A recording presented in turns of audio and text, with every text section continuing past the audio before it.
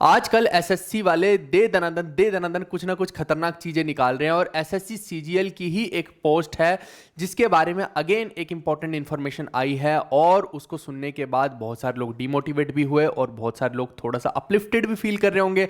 अब उसके बारे में बहुत सारे मिसकंसेप्शंस भी आ रहे हैं कि इतनी सारी वैकेंसी आने वाली है क्या, तो उसके बारे में सच को जानने की कोशिश करेंगे। साथ में देखेंगे कि कौन सी ऐसी पोस्ट है जिसकी वैल्यू रातों रात एकदम से ऊपर थी ना, जो पोस्ट वो एकदम से धड़ल्ले से नीचे आ गई है ना, और कौन सी पोस्ट है जिसको खत्म कर दिया गया, कौन सी पोस्ट है जिसको फॉर्म किया गया है उस पोस्ट की जगह पे। तो वो सारी की सारी चीजें आज देखने वाले हैं हम। बेहद काम की वीडियो है। अगर आप सच में एक सीरियस एस्पिरेंट है तो इस वीडियो को जरूर देखिएगा।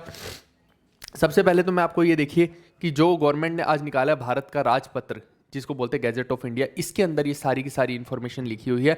इसी के आधार पे हम बात करने वाले हैं। तो आइए शुरू करते हैं। बात जो होने वाली है ये होने वाली है इनकम टैक्स डिपार्टमेंट की। यहाँ पे जो है एक पोस्ट को जो है उसकी वैल्यू एकदम से जीरो हुई है। मैं बताता हूँ कि हुआ क्या है। आप देखिएगा कि यहाँ पे जो है अलग अलग टाइप की पोस्ट रहती हैं, MTS, TA, senior TA, inspector. अब ये जो है एक रूल आने थे जिनको बोलते हैं आरआर रूल्स भाई मेरे, ठीक है।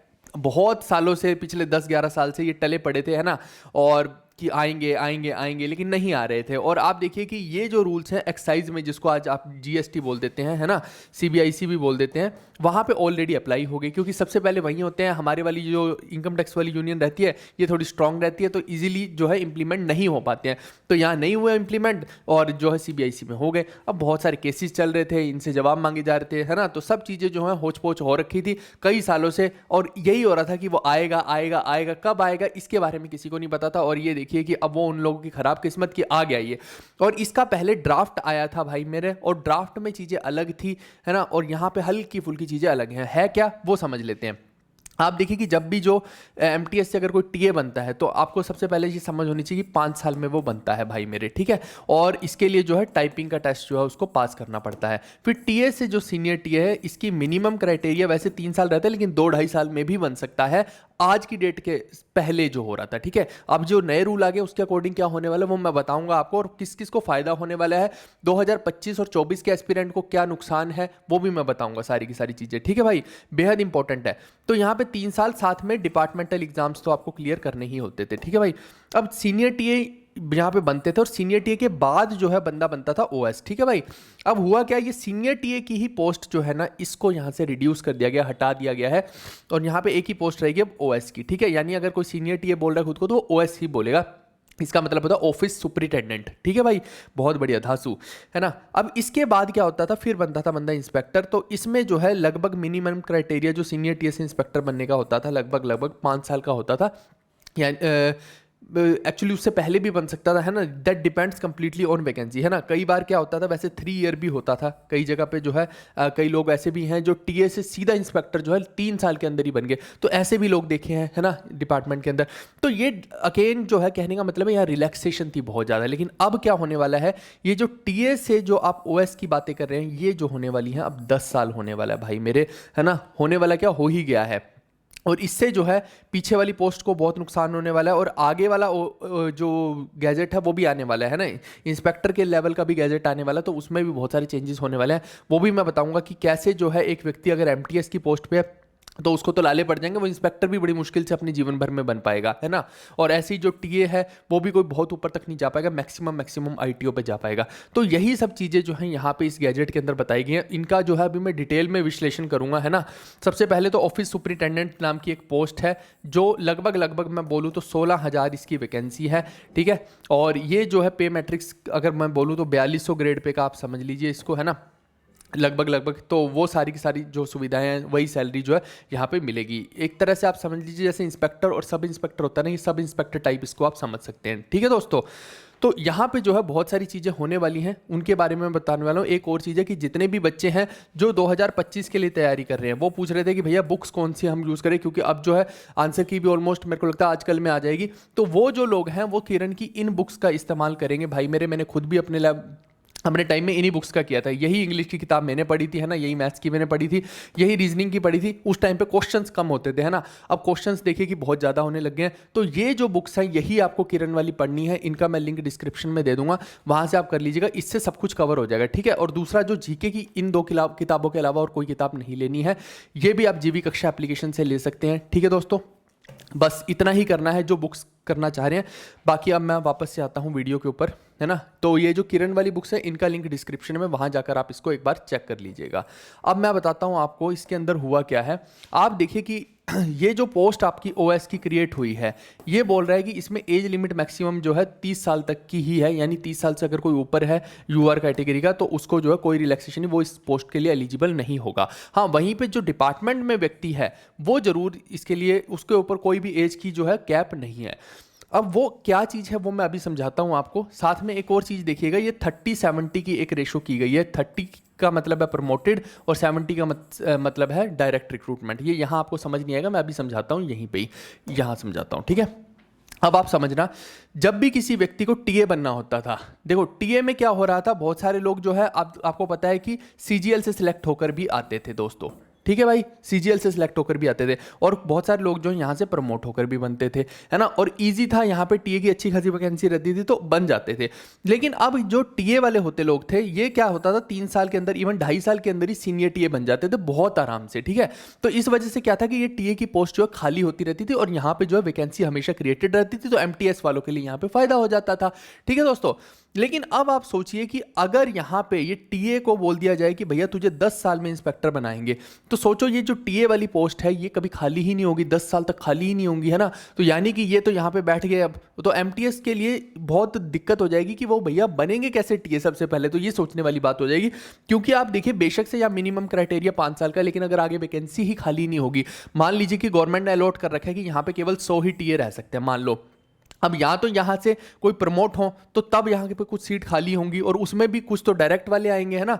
तो ये एमटीएस वाले बेचारे ये टीए कब बनेंगे, ये भी सोचने वाली बात है, ये भी एक बड़ी दुविधा वाली बात हो जाएगी।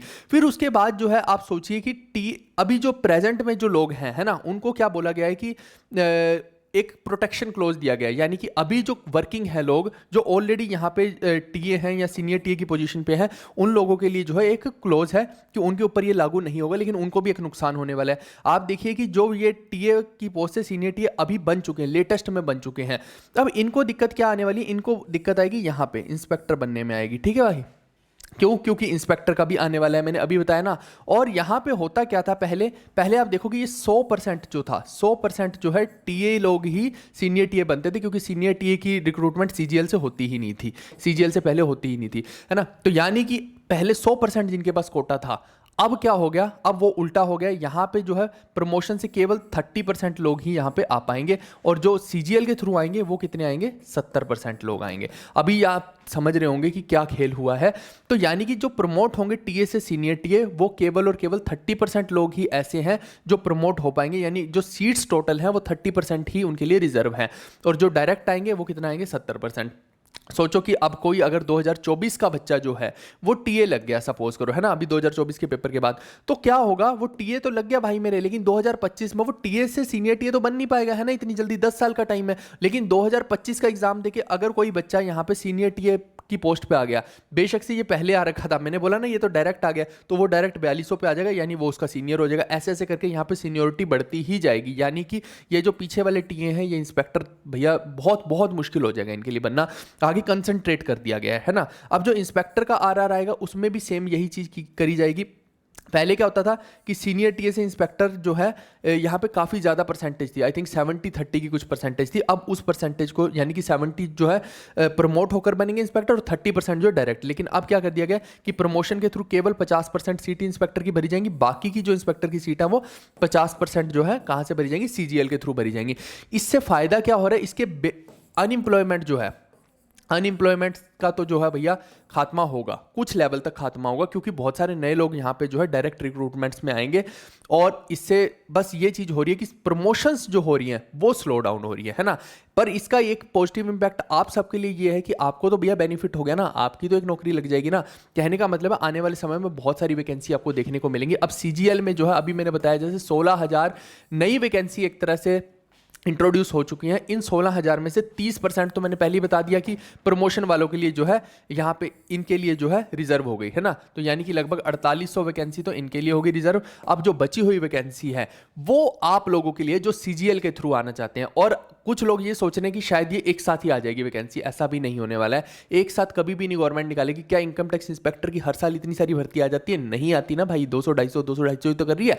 तो यहां भी हो सकता है कि गवर्नमेंट क्या करे, 500 या 1000 वैकेंसी जो है ऐसे ऐसे करके निकालती रहे, तो वो जो बची हुई वैकेंसी है वो अगले 10-12 साल के अंदर भरे। लेकिन इससे पॉजिटिव इंपैक्ट तो आ रहा है ना भैया, कि एक अच्छे लेवल की 4200 ग्रेड पे कि भाई जॉब तुम्हारे लिए तैयार हो गई, और क्या चाहिए। यानी कि एक अच्छी अपॉर्चुनिटी आप लोग के लिए निकल के आएगी। लेकिन वहीं पे अगर तुम्हारे नंबर अच्छे नहीं आए और तुम बन गए टीए, तब तुम्हारे जो है लग गए, समझ लो, है ना, तब खेल खत्म फिर, है ना। फिर तुम जो है बड़ी मुश्किल से ही इंस्पेक्टर तक पहुंच पाओगे। और आप सोचो कि आखिरी के टाइम जो होगा, आखिरी के साल होंगे जब आपकी जॉब के, तभी आप एक तरह से इंस्पेक्टर बन रहे हैं। और एमटीएस वाले तो बेचारे बड़ी मुश्किल से हो सकता है 1-2 साल के लिए इंस्पेक्टर बने बेचारे, और उसके बाद रिटायर हो जाएं। तो ऐसा भी हमें देखने को मिलेगा। तो अब शायद आप पूरे चक्र को जो है समझ गए होंगे कि इसमें दिक्कत कहाँ पे आ रही है। 2 जगह पे दिक्कत क्रिएट हो चुकी है अब, ठीक है, वो मैंने बता दी। एक दिक्कत यहां पे क्रिएट की गई है और एक दिक्कत यहां पे क्रिएट की गई है।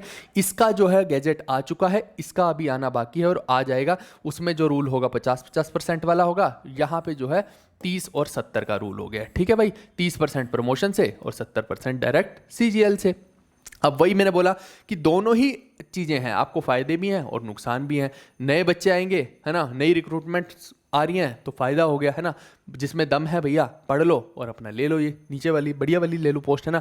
लेकिन भैया अगर वहीं पे टीए बन गए तो नुकसान ही नुकसान है। जो 24 वाले हैं उनको भी नुकसान है, 25 वालों को भी नुकसान है, आगे सभी सालों को नुकसान ही नुकसान होने वाला है दोस्तों, ठीक है, उस चीज़ में।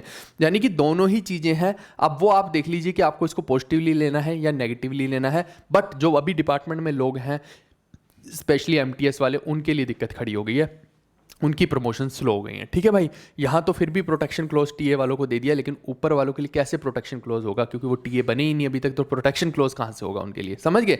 तो ये एक नई चीज़ थी। तो इससे मेरे को लगता है कि काफ़ी इंपैक्ट पड़ेगा पोस्ट प्रेफरेंस में। क्योंकि आप देखिए जीएसटी के अंदर जो ऐसा ही होता था, वो टीए जो है वो 10 साल में जो है एग्जीक्यूटिव बन रहा है। तो इसीलिए वो जो एग्जीक्यूटिव की वहाँ पे पोस्ट थी, सेम वही यहाँ पे जो है ओएस की पोस्ट है, एक तरह से क्रिएट की गई है। आई होप कि आपको चीज़ें क्लियर हुई होंगी। तो आप अपने अकॉर्डिंग इसको आप फिगर आउट कर सकते हैं कि इसको आप पॉजिटिव थिंग्स कंसीडर करना चाहते हैं या नेगेटिव थिंग, ठीक है भाई। इसके अलावा ये बुक्स का लिंक डिस्क्रिप्शन में है। और हमारी बुक कहाँ मिलेगी? जीवी कक्षा एप्लीकेशन पे मिलेगी, यहाँ पर जाकर आप इसको ले सकते हैं। और जैसे ही इंस्पेक्टर वाला गैजेट आएगा उसके बारे में भी फिर मैं वीडियो बना के आप लोग को बता दूंगा। ओके गाइस, मिलते हैं नेक्स्ट वीडियो में। Bye bye, take care, see you, love you all.